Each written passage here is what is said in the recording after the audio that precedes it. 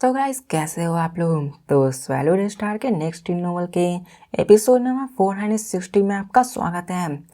तो जैसा कि हमने अभी तक पिछले एपिसोड में देख ही लिया कि लूफेंग के पास फोर्स आर्मर आ चुका था और लूफेंग ने उसके पावर को भी देख लिया होता है कि वो कितना ज़्यादा ताकतवर था।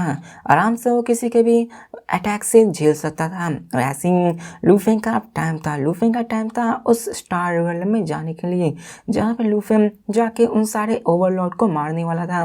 तो चलिए देखते कि आगे लूफेंग ओरिजिनल स्टार में क्या क्या धूम मचाता है। और अब फिर हमें दिखाया जाता है कि ग्रेट बिंग जो कि डेमन रेस और 920 के होते हैं, उनमें फाइट हो गई होती है, लेकिन वो लोग वहां से निकल भी चुके होते हैं। अब लूफेंग यहाँ पे आ चुका था और लूफेंग अभी गोल्डन हॉर्न के डिजर्टर्स मैट्रेस में था।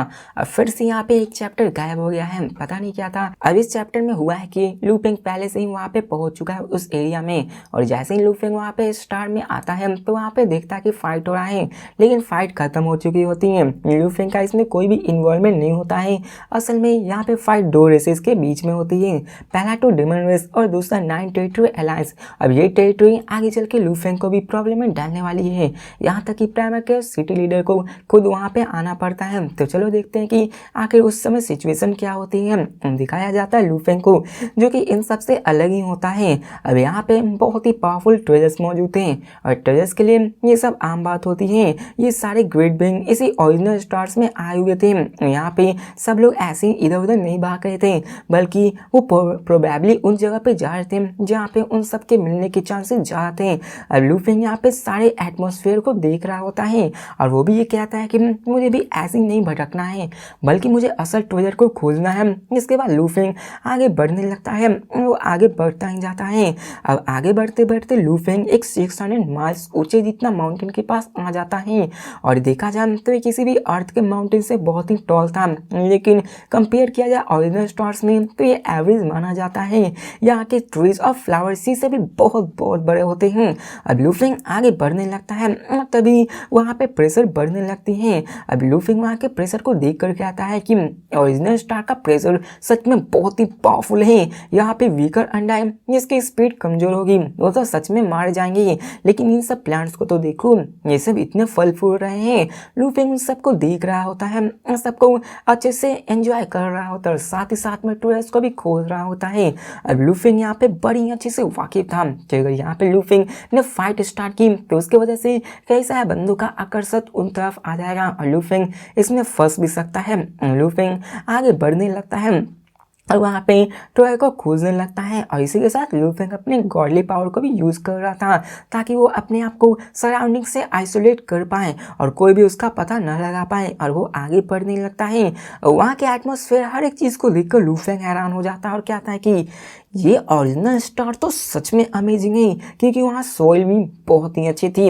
लूफेंग आगे बढ़ने लगता है, ट्वेलर को खोजने लगता है। यहाँ पे बहुत ही बकवास होती है तो इसको मैं स्किप करता हूँ। अब लूफेंग जैसे ही आगे बढ़ता है, लूफेंग की नज़र एक शार्प स्लीपर एज पे पड़ती है, जिसको देखकर लूफेंग को लगता है कि वहाँ पे कुछ न कुछ यूनिक पड़ा हुआ है। इसके कारण लूफेंग आगे बढ़ता और कहता है कि क्या मैं सच में इतना लकी हूँ, मैं तो बस अभी अभी ही आया हूँ।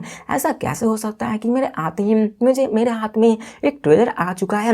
यहाँ बताया जाता है कि ओरिजिनल स्टार्स में कई सारे वैल्यूएबल्स मौजूद थे और उनको पता लगाने के लिए कोई भी तरीका नहीं था, उन्हें बस अपने आप के गॉडली बॉडी से ही डिस्कवर किया जा सकता है, उसको अपने से ही। अब लूफेंग जाता है, उसको निकालता है और देखता है कि वहाँ तो सच में एक ट्रेजर है जो कि एक शार्प नील की तरह होता है और वो शाइन कर रहा था। लूफेंग उसको उठाता है और देखता है कि असल में लग रहा था कि लूफेंग किसी कैरेट को प्लग कर रहा है, और उसे निकालता दिखाया जाता कि असल में वो 9 ब्लेड होता है जो कि लूफेंग को मिला होता है। और लूफेंग इस्तेमाल करते हुए कहता है कि ओरिजिनल स्टार में तो सच में कई सारे ट्रेस मौजूद हैं, और वो सोचने लगता है कि शायद मैं बहुत ही लकी हूँ जो कि आते ही मुझे यहाँ पे मिल गए हैं ट्रेजर्स। और वो कहता है कि मैं यहाँ पे जितना लंबे समय तक रहूँगा उतने ज़्यादा मेरे चांसेस है कि ट्रेजर मिलने वाले। और लूफेंग खुश होता है कि ऐसा अगर मेरा लक रहा तो मुझे साल में तो 365 ट्रेजर मिल ही जाएंगे। लूफेंग को भी यही लग रहा था, लेकिन लूफेंग को आखिर कौन बताए, लूफेंग का लक यहाँ पे साथ नहीं देने वाला है।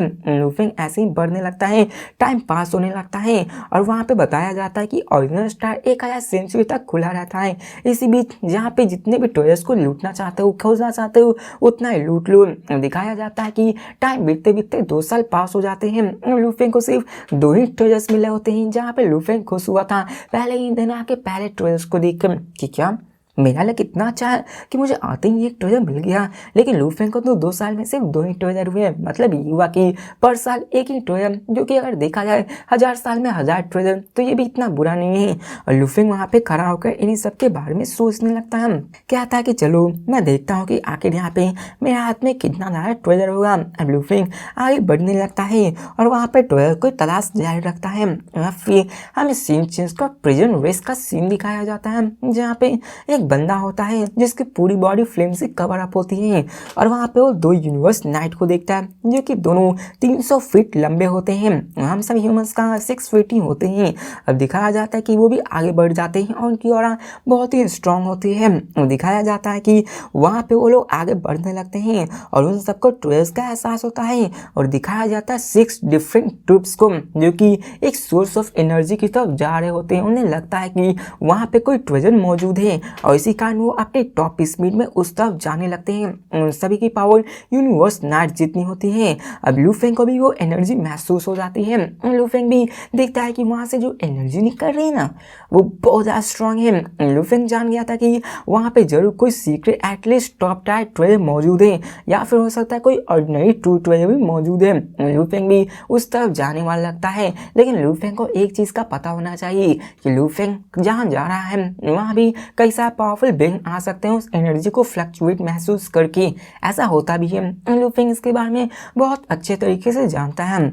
लेकिन जब तक लूफेंग के पास मूसा क्लैंसमैन की बॉडी और रिमोट ओसिन की बॉडी है, उससे वो घबराना नहीं है। लूफेंग अपने मूसा बॉडी और रिमोट ओसिन बॉडी को निकालता है। अब रिमोट ओसिन बॉडी वो श्रैंक होके 30 फीट तक हो जाती है। वहीं पे बात करें पर्पल प्यूपा बीस्ट, जो कि ह्यूमन फॉर्म में आ जाती है और वो भी मूसा क्लैंसमैन भी अपनी ह्यूमन फॉर्म में आ जाती है।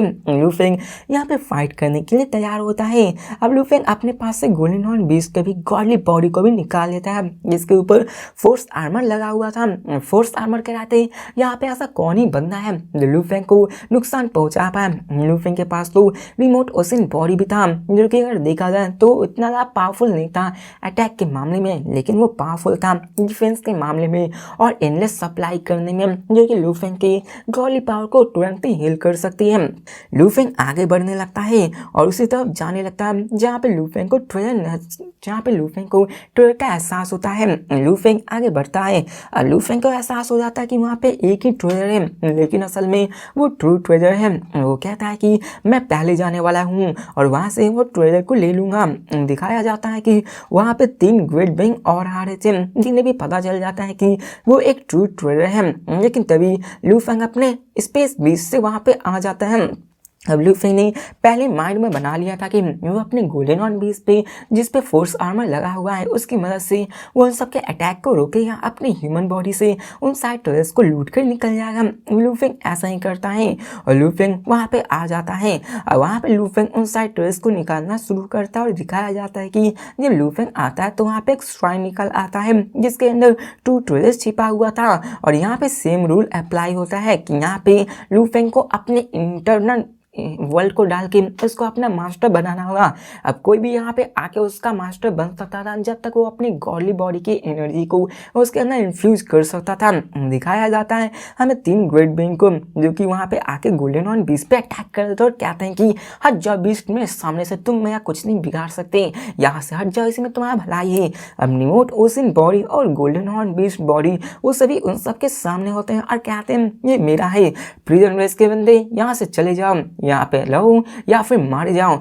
दिखाया जाता है कि वो जायंट बीइंग फ्लेम से जो लिपटा हुआ था वो आगे अटैक कर देता है और वो भी लूफेंग की तरफ बढ़ता है और कहता है चलो यहाँ से जाओ या फिर मारे जाओ, क्या यहाँ पे तुम मरना चाहते हो। लेकिन लूफेंग को भी दिखाया जाता है जो कि पीछे तो हटने वाला नहीं था। वो अपने रिमोट ओसिन क्लैन और गोल्डन हॉर्न बीस्ट की बॉडी से उन सब पे अटैक कर देता है।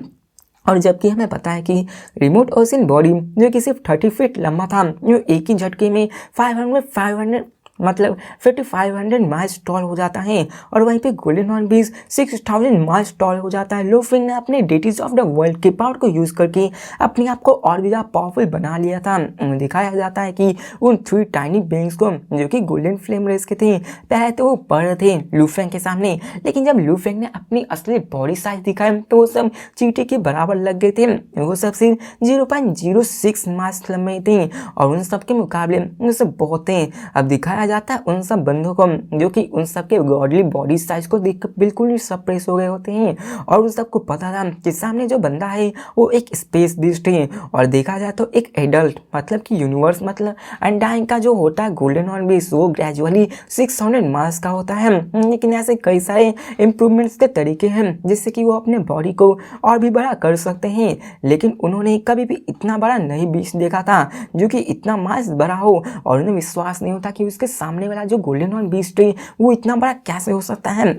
अब सब लोग उसकी पावर से भी घबराने लगते हैं, लेकिन फिर भी वो ट्वेल्व के लिए फाइट करने लगते हैं। यहाँ पे लूफेंग उन सबको रोकने लगता है। बहुत बकवास होती है जहाँ पे कई सारे फाइटिंग होती है, तो इसको मैं उतना नहीं करने वाला हूँ क्योंकि एक ही रिपीटिव चीज़ को बार बार दिखाया जा रहा है। यहाँ पे स्पेस बीस्ट उन सब पे अटैक करके उन सबको रोकने की कोशिश कर रहा होता है और वहाँ पे उन सबको मार के घायल भी कर देता है अपने उन्हीं सारे बॉडी से। और लूफेंग अपने सारी टेक्निक को कंबाइन करके मार रहा होता है और जैसा कि force armour golden horn beast पे लगा होता है, जिसके कारण उन सारे ट्रिल वेट बेंग की कंबाइंड अटैक से भी गोल्डन हॉर्न बीस्ट को जरा सा भी फर्क नहीं पड़ता, जिसके कारण वो और भी ज्यादा घबरा जाते कि क्या आखिर कैसे हो सकता है, इसकी गॉडली बॉडी इतनी ज्यादा पावरफुल कैसे हो सकती है, ये इतना अटैक करने के बावजूद भी इसकी एक भी अनडाइंग बॉडी में थोड़ा सा भी परसेंटेज नहीं घटा है। इसके बाद वो लोग डिसाइड करते हैं कि वो लोग यहाँ से निकल ही जाएंगे। लूफिंग वहाँ पे उस ट्रेजर को ले लेता है। यहाँ पे उन सबको दिखाया जाता है जो कि पीछे हटने पे मजबूर हो जाते हैं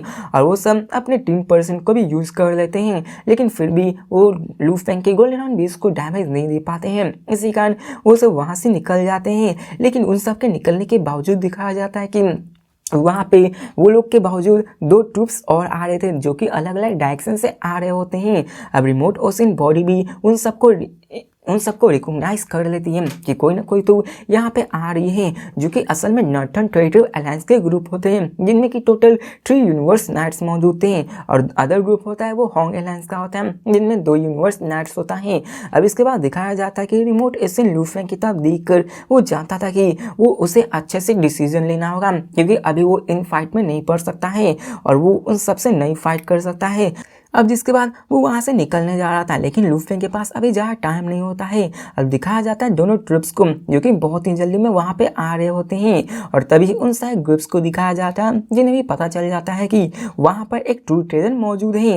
लेकिन तभी दिखाया जाता है कि वहाँ पे एक बहुत ही बड़ा बॉन्ड होता है और ट्रेजर्स को रिकॉग्नाइज कर लेता है अपना मास्टर और दिखाया जाता है कि उन सबको पता चल जाता है और कहते हैं कि ये नहीं हो सकता और वो सब आगे निकलने लगता है। लूफेंग भी बहुत ही जल्दबाजी में होता है। अब लूफेंग के पास एक ब्लैक ब्लेड आता है जो कि असल में बहुत ही पावरफुल ब्लेड टेक्निक होती है और लूफेंग को दिखाया जाता है कि वो आगे बढ़ने लगता है, लेकिन तभी वो सब ग्रुप भी वहां आ जाता है। रिमोट ओशन बॉडी को लेकर लूफेंग वहां से निकलने वाला होता है। रिमोट ओशन और गोल्डन हॉर्न बॉडी दोनों ब्लैक ब्लेड के बगल में ही खड़े होते हैं और वो लोग भी बहुत ही देर से इंतजार कर रहे होते हैं। अब यहाँ पे वो यूनिवर्स नाइट के सभी अटैक को वेट स्टैंड कर रहे होते हैं और जैसा कि मैंने बताया कि यहाँ पे उसके अटैक से कुछ भी फर्क नहीं पड़ रहा था। अब नॉर्थर्न टेरिटरी अलायंस और होंग अलायंस के लोग वहाँ पे आ जाते हैं, सभी आ जाते हैं ट्रेजर को लेने के लिए और सब लोग अटैक करना शुरू कर देते हैं। अब यहाँ पे दिखाया जाता है 3 ग्रुप जो कि और आ रहे थे लूफेंग की तरफ ही, जिसमें से Hong alliance, northern territory alliance, prison race और ऐसे ही कई सारे होते हैं और सब में मिला के 8 सीनियर यूनिवर्स नाइट्स की जितनी पावर थी। अब दिखाया जाता है कि वो लोग आगे बढ़ने लगते हैं। गोल्डन हॉर्न बीस्ट भी अपने विंग्स को फैलाकर आगे भागने लगता है और वहाँ पे विंग्स की साइज भी बड़ी हो जाती है। सेव विंग जिसकी पावर बहुत ज़्यादा बढ़ चुकी थी वो वहाँ से निकलने की कोशिश करता है। दिखाया जाता है कि लूफेंग तो निकलने की कोशिश कर रहा था, लेकिन वो 8 सीनियर यूनिवर्स नाइट थे वो सभी मिलके एक ही साथ लूफेंग पे अटैक कर देते हैं और दिखाया जाता है कि वो अटैक सीधे जाके गोल्डन हॉर्न बीस्ट पे जाके लगती हैं और वहाँ पर एक जोर का धमाका लगता है। देखा जाए तो सीनियर यूनिवर्स नाइट के वो भी 8 के कंबाइंड अटैक लूफेंग को लगे हुए थे, लेकिन गोल्डन हॉर्न बीस्ट उन सबको वेट स्टैंड कर पा रहा होता है उन सब के कंबाइंड अटैक को उस पर कोई भी असर नहीं होता है। यहाँ पे हमें दिखाया जाता है कि उन 8 सीनियर को भी ये भी पता चल जाता है कि लू फेंग के पास मतलब गोल्डन हॉर्न बीस्ट के पास जो विंग है वो भी एक ट्रू ट्रेजर है, क्योंकि लू फेंग ने उन सब के कंबाइंड अटैक को झेल लिया होता है। और लू फेंग को साफ देखकर पता लग रहा था कि वो डैमेज नहीं है बिल्कुल भी, और सब लोग सीज करने के लिए तैयार हो जाते हैं। सब लोग मिलके उन सब पे अटैक करना शुरू कर देते हैं। अब यहाँ पे गोल्डन हॉर्न बीस्ट को भी दिखाया जाता है, ये कहता है ट्रेजर यहाँ पे मेरे आ जा। लू फेंग ने इमीडिएटली उस ब्लेड पे अपने लाइफ इम्प्रिंट को डाल दिया होता है, मतलब ये कि लू फेंग उसका मास्टर बन चुका है अपने लाइफ इम्प्रिंट को डालने के बाद। और अब फिर हमें लू फेंग को दिखाया जाता है जिसने कि अपने गॉडली पावर को तो अंदर डाल लिया होता है, उसका मास्टर बन गया होता है। लेकिन हमें दिखाया जाता है कि लू फेंग उसका मास्टर बनने के बावजूद भी उसके अंदर के इंफॉर्मेशन को नहीं पढ़ पा रहा होता है, जिसको देखकर वो हैरान हो जाता है। रिमोट ओसिन भी ब्लैक ब्लेड की तरफ देखने लगता है। अब यूजुअली किसी को भी पता होना चाहिए कि जब ट्रेजर का कोई मास्टर या ओनर बनता है तो वो ट्रेजर अपने ओनर को सारी इंफॉर्मेशन प्रोवाइड करता है कि आखिर इसको यूज कैसे करना चाहिए और इसका पूरी तरह से यूटिलाइजेशन क्या होता है, इसकी मैक्सिमम मिनिमम रिक्वायरमेंट्स क्या होती है। लेकिन यहाँ पे कोई भी ऐसी चीज नहीं थी। लेकिन कुछ ऐसे ट्रेजर होते हैं जिनमें एक्सेप्शन होता है, जैसे स्टार मैप और सीयू विंग्स और टावर पेड़ को देख लो। अगर उसे किसी ग्रेट बिंग ने बनाया होगा, उसमें किसी इंफॉर्मेशन को छोड़ा होगा, तभी इंफॉर्मेशन आ सकती है। अब जैसे कि बहुत ही पावरफुल टू ट्रेजर जैसे कि स्टार मैप और टावर पेड़ को देख लो, उसने किसी भी इंफॉर्मेशन को नहीं छोड़ा था, जबकि लू फेंग उसका मास्टर बन ही गया था। और इसी कारण उन सबको टॉप ट्रू ट्रेजर में रखा जाता है। और लू फेंग भी इससे थोड़ा सा हैरान होता है कि आखिर कैसे हो सकता है, ये तो इतना टॉप ट्रू ट्रेजर नहीं आता है। अब दिखाया जाता है 8 सीनियर यूनिवर्स नाइट को जो कि कंबाइंड से अटैक करता है। और लू फेंग इन सब के बारे में सोचने लगता है। अब गोल्डन हॉर्न बीस्ट अपने पास ब्लैक ब्लेड को रख लेता है, अपनी बॉडी में मर्ज कर लेता है और आगे बढ़ने लगता है। और यहाँ पे उन सारे 8 सुप्रीम बींग्स को भी दिखाया जाता है जिन्हें पता चल जाता है कि वो ट्रू ट्रेजर लिया जा चुका है और लू फेंग ने उसका मास्टर बन गया है। और जबकि उसका मास्टर बन गया है तो यहाँ पे वो लोग कुछ नहीं कर सकते हैं और यहाँ से उसे गाली देते हैं जाते, गॉड डैम स्पेस बीस्ट, चलो अब लोग हम चलते हैं। और यहाँ पे वो सभी रिमोट ओशन बॉडी और गोल्डन हॉर्न बीस्ट की तरफ देख रहे होते हैं। पहले तो जो प्रिजन रेस के बंदे होते हैं, जो ट्विन ग्रेट ब्रेन होते हैं, वो तो पहले ही निकल जाते हैं। बात रही 5 यूनिवर्स नाइट जो कि हॉन्ग अलायंस और नॉर्टन के होते हैं, तो वो यहाँ पे अपसेट होते हैं क्योंकि उन्हें भी ट्रू ट्रेजर चाहिए होता है। लेकिन वो जानते थे कि अब उनका कोई चांस नहीं है क्योंकि उस ट्रेजर का ओनर रिकॉग्नाइज हो चुका है, अगर उसको मार भी देंगे तो कोई फायदा नहीं है। जबकि सामने गोल्डन हॉर्न बीस्ट और 9 इमोटनेस का बॉडी है तो वो उसको डिफेंड कर रहे हैं, वो चाहकर भी उसको स्टॉप नहीं कर सकते हैं। और इन सब की बॉडी के साइज तो वो सब कुछ भी नहीं कर सकते हैं। और फिर वहाँ पे वो कहते हैं कि तुम सब लेट हो, यहाँ पे तुम कुछ भी नहीं कर सकते हो। तो वो बंदे कहते हैं कि ठीक है हम लोग चलते हैं, लेकिन तुम इस बार लकी थे जो कि तुमको मिल गया है। अब यहाँ पे दिखाया जाता है कि फिर से एक और टीम आ रहा होता है जो कि उन सबके जाने की बात होता है, जिसके बाद रिमोट ओसिन अपने आप को 30 फीट में स्विंग कर लेता है। वहीं पे गोल्डन हॉर्न बीस्ट 300 फीट में स्विंग करके निकल जाता है वहां से, क्योंकि यहाँ पे और भी बंदे आने वाले थे। लू फेंग सोचने लगता है कि आखिरकार ये ट्रेजर किस कैटेगरी में आता है, टॉप टायर में आता है या फिर ऑर्डिनरी ट्रू ट्रेजर में, क्योंकि लू फेंग को पता था कि इसमें से कोई इन्फॉर्मेशन नहीं आया है, मतलब या तो किसी ये टॉप टायर ट्रेजर में आएगा या फिर ऑर्डिनरी ट्रू ट्रेजर में आएगा। अब यहाँ पे वो आगे निकल जाता है। फिर हमें सीन चेंज कर दिखाया जाता है 3 यूनिवर्स नाइन जो कि नॉर्थर्न टेरिटरी पे होते हैं, जो कि अपने स्मॉल माउंटेन एपेक्स में आ जाते हैं जहाँ पे वो लोग अभी रह रहे होते हैं। और वो लोग बात करते हुए बोलते हैं कि वो स्पेस बीस्ट तो सच में लकी थे, ये सभी स्पेस बीस्ट तो सच में मिस्टीरियस और पावरफुल होते हैं। उनके पास 2 डोमेन टाइप वैल्यूएबल थी, एक विंग टाइप ट्रू ट्रेजर होता है और अब उनके पास ब्लैक ब्लेड ट्रू ट्रेजर आ चुका है। लेकिन दिखाया जाता है कि वो लोग इसके बारे में डिस्कसिंग कर रहे थे, लेकिन इन सब के बारे में सोच के उनको एक चीज ख्याल याद आता है कि ये पैटर्न मतलब कि किसी एक ही बंदे के पास, एक ही स्पेस बीस्ट के पास एक विंग ट्रू ट्रेजर है, डोमेन टाइप वैल्यूएबल है और साथ ही साथ ब्लैक ब्लेड ट्रू ट्रेजर है, ये तो किसी से मिलता जुलता लग रहा है। और वो इन सब के बारे में सोचने लगते हैं। और तभी वहाँ पे वो कहता है इनमें से एक नाइट की 100 रकून नाइट, तुमने कभी इसके बारे में सोचा है? चलो मुझे यहाँ पे मैसेज भेज दो, बताओ कि यहाँ पे हमने ब्लेड रिवर रो को फाइंड कर लिया है। यहाँ पे उन्हें कहीं ना कहीं शक होने लगा था कि जरूर ये जितने भी ट्रेजर है वो ब्लेड रू लेवल के हैं, मतलब उन्होंने एक निकनेम डाल दिया था उस स्पेस बीस्ट के लिए, ब्लेड रिवर रो। यहाँ पे दोनों यूनिवर्स भी हैरान होते हैं कि क्या ब्लेड रिवर रो। यहाँ पे वो कहता है कि हाँ तुमने देखा पता नहीं कि वो सारे true treasure blade river Luo के थे। यहाँ पे वो सब अपने अलायंस को ये खबर देते हैं कि हमें ब्लेड रिवर लुओ मिल चुका है और वो सारे इन सारी न्यूज़ को फैला देते हैं। यहाँ पे मैं आपको कंफ्यूजन दूर कर देता हूँ कि उन्होंने लू फेंग को पहचाना नहीं था। किसी को भी नहीं पता कि लू फेंग के पास अपनी गोल्डन हॉर्न बीस्ट की और 9 इमोर्टल्स की बॉडी है। उन्होंने सिर्फ ट्रेजर को देख के अंदाजा लगाया था क्योंकि लू फेंग भी फाइट करते समय उन्हीं सारे ट्रेजर्स को यूज किया करता था और इसी नाम पे उन्होंने ये अंदाजा लगा लिया था कि शायद उन स्पेस बीस्ट ने मिलकर लू फेंग को मार दिया होगा, उनके ट्रेजर को चुरा लिया होगा और इसी कारण वो सभी अब उनके ट्रेजर के पीछे पड़ने वाले हैं। और यहीं से लू फेंग का काउंटडाउन शुरू होता है जहाँ पे लू फेंग को मारने के लिए यूनिवर्स मास्टर भी आने वाले हैं। और अब फिर वो सारे नाइट अपने अलायंस को भी भटाने के लिए निकल जाते हैं और वो लोग बहुत ही खुश होते हैं क्योंकि ये न्यूज़ बहुत ही पावरफुल, क्योंकि इस न्यूज़ की मदद से वो उसके ट्रेजर को ले सकते हैं। अब थोड़ी देर बाद बहुत ही लंबे समय बाद का सीन दिखाया जाता है जहाँ पे यूनिवर्स मास्टर के पास जितनी भी चीज़ें होती है वो चली जाती हैं और वहाँ पे यूनिवर्स मास्टर ने भी इसको कंफर्म कर लिया कि वो जितने भी कंपोनेंट जो कि ट्रेजर को यूज़ कर रहा था वो जितने भी स्पेस बीस्ट वो असल में ब्लेड रिवर लुओ के ही थे। यहाँ पे कुछ ऐसे भी ट्रेजर्स थे जिनके पैटर्न भी सेम थे जो कि ओरिजिनल थे जिसको कि लू फेंग यूज़ करता था। यहाँ पे उन्होंने यूनिवर्स मास्टर की तरफ से भी इजाज़त मिल गई है कि जाके उसको लूट लो। इसको देखकर तो हंड्रेड रकून भी बहुत ज़्यादा खुश हो जाता है, उसके कंपेनियंस भी इस्तेमाल करने लगते हैं। फिर हमें सीन चेंज को नॉर्थर्न टेरिटरी अलायंस को दिखाया जाता है जो कि अरेंज करने लगते हैं ताकि वो उन सारे कंपोनेंट्स को ले सके।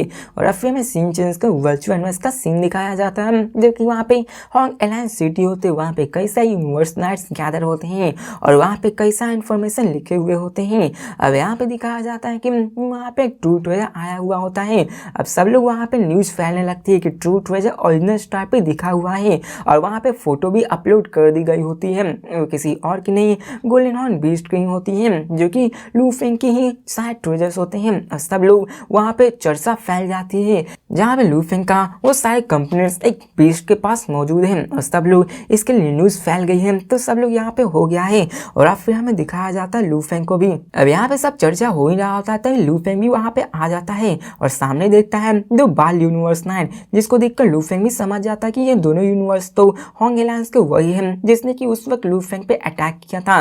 अब लू फेंग के माइंड में कई सारे सवाल आने लगते हैं और यहाँ पे कई सारे बात भी होने लगती है। यहाँ फिर हमें दिखाया जाता है उन सारे ग्रुप जहाँ पे वो लोग लू फेंग के ट्रेजर को लूटने के बारे में सोचे। तो फिर से यहाँ पे बहुत ज़्यादा बकवास लिखा हुआ है जो कि लू फेंग के ट्रेजर को लूटने की प्लान होती है जो कि इतनी भी खास नहीं है तो इसको मैं स्किप करता हूँ। और अब फिर हमें सीन चेंज कर वर्चुअल यूनिवर्स के इनसाइड का सीन दिखाया जाता है जहाँ पे लू फेंग बाल यूनिवर्स नाइट के साथ देखता है और वो शॉक हो गया होता है, वो वही बंदा होता है। अब यहाँ पे इन सब की खबर लू फेंग को भी लग जाती है कि लू फेंग अभी बहुत ही बड़े खतरे में है क्योंकि सारे ऑर्गेनाइजेशन मिलकर ब्लेड बीस्ट को ही मारने वाले हैं। अगर असल में वो लू फेंग ये अगर उसे मारने आए तो लू फेंग की भी जान खतरे में आ सकती है। और यहाँ पे 1 2 3 नहीं बल्कि पूरी की पूरी ऑर्गेनाइजेशन 9 अलायंस सिटी ही आने वाली लू फेंग को। इसके बारे में लू फेंग को भनक लग जाती है और सिचुएशन बहुत ही गंभीर होने वाली थी। और हमें सीन चेंज कर लू फेंग को दिखाया जाता है जो कि ओरिजिनली स्टार में होता है और वो फॉरेस्ट में होता है। वो यहाँ पे कहता है जल्दी करो जल्दी करो जल्दी करो और यहाँ पे वो बहुत ही हड़बड़ाया हुआ होता है, उस सिचुएशन को समझ पा रहा होता है कि यहाँ पे असल में क्या होने वाला है। लू फेंग इस वक्त बहुत ही बड़े संकट में है। तो इसी के साथ हमारा ये वीडियो खत्म होता है। तो मिलते हैं नेक्स्ट वीडियो में, तब तक के लिए बाय।